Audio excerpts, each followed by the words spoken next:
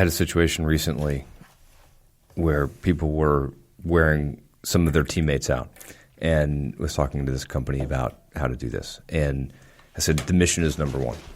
That's our mission. Our mission is number one. But the mission requires people. Mm-hmm. And so you have to take care of your people, and you have to balance their, how tired they are, whether they're being replenished.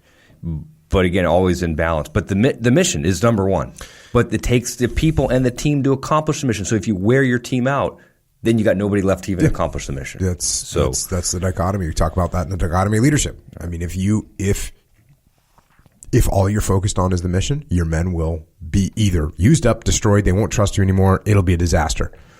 So your men, your people, have to come first.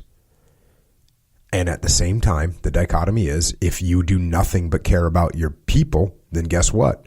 You won't have anyone, you won't accomplish the mission, which, by the way, hurts your people. Mm-hmm. Because if you're in the business world and you're trying to push your people to drive production or do their job at a faster pace, great. Then you burn them out and they leave, and all of a sudden the company folds.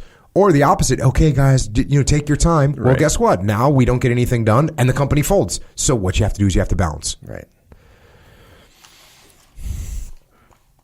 Obscurity of the situation is the rule. Seldom will one have exact information of the enemy. Clarification of hostile situation is a self-evident demand. However, to wait intense situations for information is seldom a token of strong leadership, often of weakness. So look, you're not going to know everything. Right. It's not going to happen. You have to make decisions. That's what you got to do. Otherwise, sign of weakness. They edited me on Billions. Oh, yes. There was one little section where I was in the show Billions, and there was one little section where they showed Dollar Bill getting like a massage or something like that, and I was looking at him and I just go, weak. But I didn't make the cut.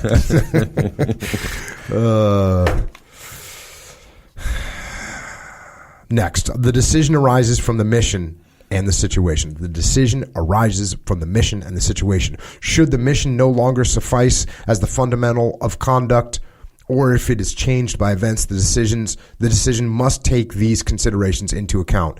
He who changes his mission or does not execute the one given must report his actions at once and assume all responsibility for the consequences.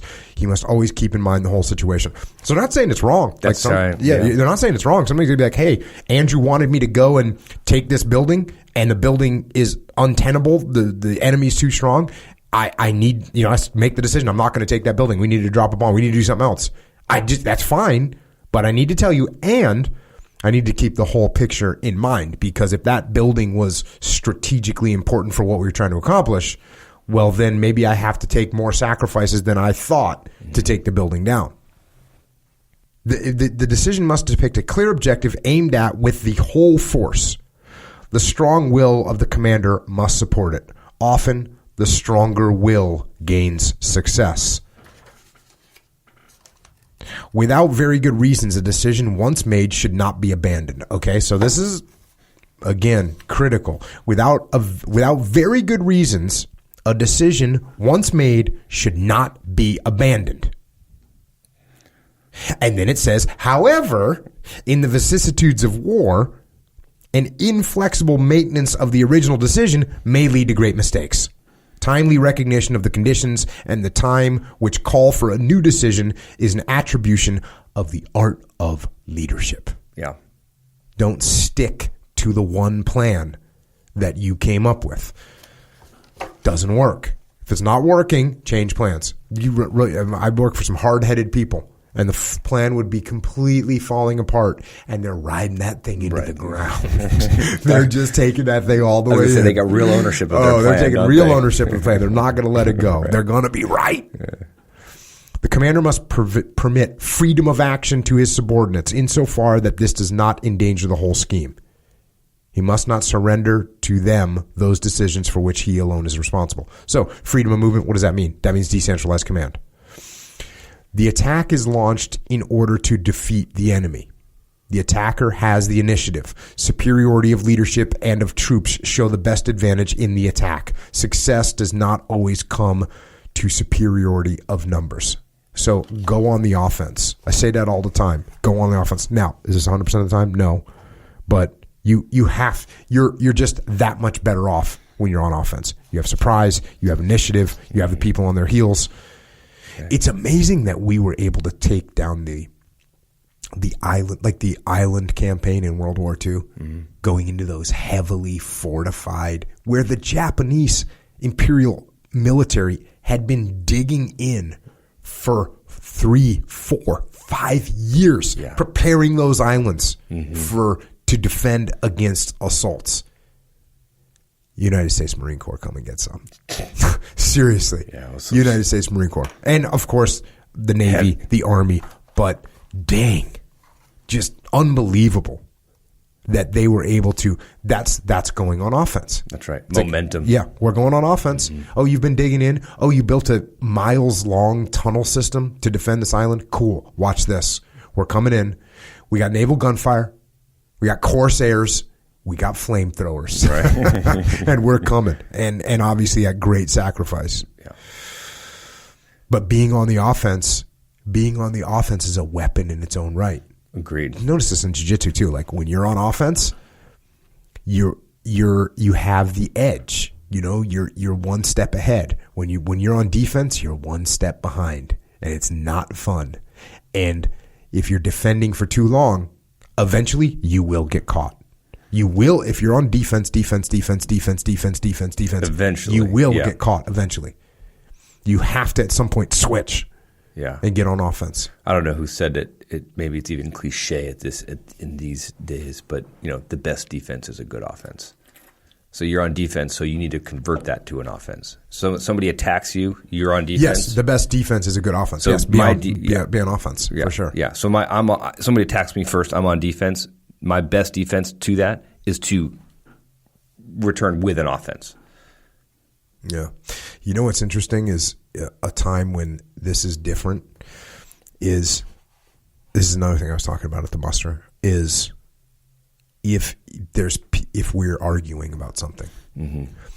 If I go with that theory, the best defense is a good offense, and you start to try and tell me something, I jump in and cut you off, and I'm like, no, we need to do it like this. That's actually wrong. I agree with you in that it's interesting. Right, it's interesting because, and I see that all the time because people end up in leadership positions, their personality kind of drives them to be sort of outspoken and speak up and all those things. When the reality is the more senior you get in a leadership position, the more you should actually use the ears, And what I said at the muster was 98% use your ears, 2% use your mouth.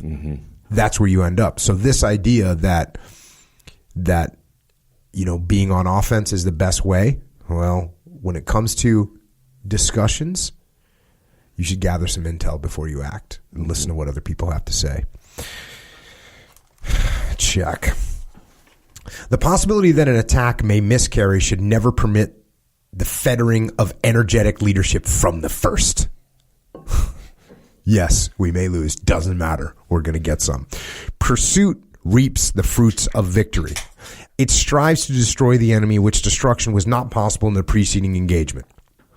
Only a through-going relentless pursuit, which prevents the enemy from gaining time to rest and recuperate, saves ourselves. Sacrifice is necessitated if we permit the enemy force another decisive engagement. No, when you get them on the ropes, go. Put them all the way to the river and then toss their bodies in the river. That's one book we read on here. The defense waits for the opponent. The defender seeks to prescribe the battle terrain. That's important, right? If you're on defense, you want to bring people into your arena. Right. The defense is chosen when our own inferiority permits no other choice, or if for other reasons it appears advantageous. I was just reading a note from a friend of mine, a team guy whose grandfather was in World War II, still alive, going to get him on the podcast. And when he did the island campaign and then went into like Japan surrendered after the bombs, and the Japanese were told, on your gun emplacements, put a white flag. Like, so Americans were sailing in, like the war's over, sailing in. I think it was into like, I don't know, he was into some big port in Japan. And when he was sailing in, there was just white flags everywhere. And he was looking around. He said it literally looked like snow. Wow. There were so many weapons emplacements. And he just said, I knew at that point that those atomic bombs saved hundreds of thousands of Americans that would have had to go in there and fight until the end. So the advantage of the defender, as a defender, you want to pull people into your zone to where well, this is what the Russians do, right? Channelized terrain. Yeah, channelized terrain, perfect. But the Russians, what do the Russians do? Oh, yeah, you want to fight us? Cool. Come on. Come a little bit further. Come a little bit further. Come a little bit further. What is it? It's September. Come a little bit further. Right. Oh, it's October. Come just a little bit further. It's November. Welcome to Russia. It's negative 48 degrees. Right. Hope you brought your warmies. Yeah, hope you brought your warmies. The defense is chosen when our own inferiority permits no other choice, or if, for other reasons, it appears advantageous. So if you can, be on offense. But if you have to, you go on defense. Breaking off an engagement has the purpose of terminating the battle or giving up the former position in order to continue the engagement at a more favorable position. In the latter instance, delaying action is often employed. So yes, sometimes you have to retreat. The retreat intends to avoid further combat. The engagement must, for this purpose, be terminated and the withdrawal of the troops be protected. The changing fortunes of battle demand often the passing from one type of engagement to another. So sometimes you've got to attack and sometimes you've got to defend. That's what's going to happen. That's the reality. And Hitler got to this point as the war went on where he actually didn't understand that, which is why at Stalingrad they left those guys. And they had plenty of opportunities to retreat. No, hold the line. I did that. I covered the book called Stalingrad from the Nazi perspective. And those guys were surrounded. They were listening to the radio, and Hitler was making speeches talking about the brave sacrifices of them in Stalingrad. They weren't even dead yet. Like he was saying, hey, look, they're surrounded, but they fought to the end. They're still there. Mm-hmm. They were still there. Wow. Talk about coward. Talk about being in your ivory tower. He left those guys to die, surrounded. Delaying action avoids the decision. It will gain time, keep the enemy busy and deceived. So delaying action. Let's let things develop a little bit more. Mm-hmm. During the course of the battle, the commander influences the action most strongly by the concentration and increase of fire and through the employment of his reserve. Distribution, location, and employment of the reserve require careful consideration. Mobility increases the possibility for their employment. Always have a little bit in the tank. Mm-hmm. You know? Yeah. Always got to have a little bit in the tank. Everybody says that.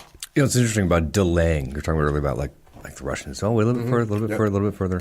And then going on in this next couple of sentences, you feel whether it's an enemy, whether it's a competitor, you know, when they're going on the attack, they're also expending considerable resources. Absolutely. Right? So if you can kind of think about a jiu-jitsu match, a guy's on the attack and you're in the guard and you're kind of in a defensive position, right? Yep. But you're kind of letting him use his energy up, right? So let him keep using that energy, and the troops are expending. It takes effort, logistical support to keep pushing, and you're spreading further and further and further away from, home base where you've got all your support. And then when they're spread and they've expended their resources and they're down to just maybe the last of their fuel and their food, boom, then you launch your counterattack.